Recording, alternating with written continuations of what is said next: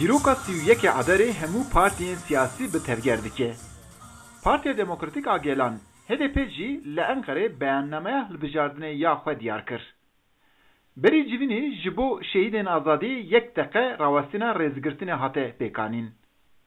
Piştî rawestina giramiyê, beyannameya hilbijardinê ji aliyê hevserokên giştî yê HDP Pervîn Buldan û Sezai Temelîva hate eşkere kirin. Pervîn Buldan 31 Adarê ji bo gelên aştî û demokrasîxwazan wek firsendeka mezin nîşan da. Divê bêguman em ji hêza xwe bawer bibin. Hilbijartinên 31 Adarê li pêşiya me derfeta herî mezin e. Ji ber ku em dikarin carek din şarêdariyên xwe bi rê ve bibin. Li ser siberoja xwe biryaran bigirin. û demokrasiya radikal damezrînin.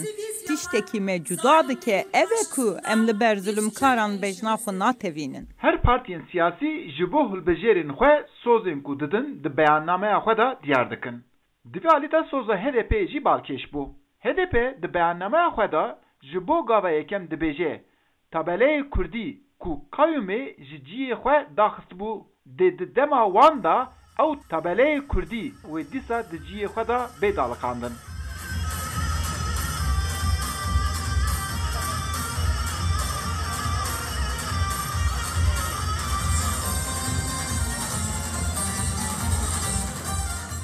Da axaftina hevserokên HDP'yê da rexnê mezin li ser AKP û Serokkomarên Tirkiye Recep Tayyip Erdoğan hate bilêvkirin. Hevserokê HDP Sezai Temelli di qesedana xwe da AKP û Erdoğan rexne kir û wiha got. Tüm bu krizin nedeni sedema van hemû krîz û alozyan AKP û serokê wê Recep Tayyip Erdoğan e ku 17 sal desalatî bi rê ve dibin. Înatkirina bo yekdestiya wî ye. Ev rejima qesrê zulmkar û yekdestî ji bo vî welatî rawadîtina wî ye. Ev rejime her roj vî welatî ber bi alozyeka mezin ve radkêşe. HDP ji bo propaganda hilbijardinê du stranê Kurdî û yek jî Tirkî klîp amade kiriye. Di danasîna beyannamê da ev klîbana jî hatin nîşandayîn.